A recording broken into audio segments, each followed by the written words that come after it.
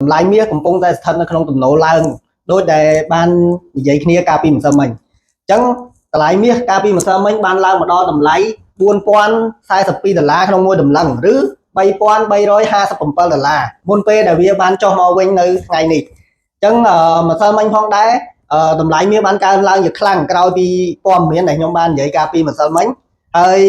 នៅម៉ោង9 យប់ម្សិលមិញហ្នឹងគឺព័ត៌មានទិន្នន័យសេដ្ឋកិច្ចអាមេរិកដែលចេញមកជាផលវិជ្ជមានដែលធ្វើឲ្យតម្លៃមាសធ្លាក់ថ្លៃមកវិញអញ្ចឹងបើសិនជាយើងមើលទៅលើកត្តាបច្ចេកទេសតម្លៃមាសប្រចាំថ្ងៃនៅម្សិលមិញបានបិទលើតម្លៃkey level ហើយអញ្ចឹងមានន័យថាជាទំនោរឡើងហើយជា break out support zone អញ្ចឹងសម្រាប់ថ្ងៃនេះបងប្អូនអាចធ្វើការរងចាំ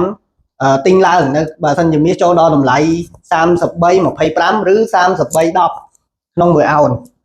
ហើយសម្រាប់ព័ត៌មានលម្អិតបងប្អូនអាចធ្វើការតាក់ទងមករូបខ្ញុំបាទផ្ទាល់នៅលើ contact ខាងក្រោមនេះអរគុណ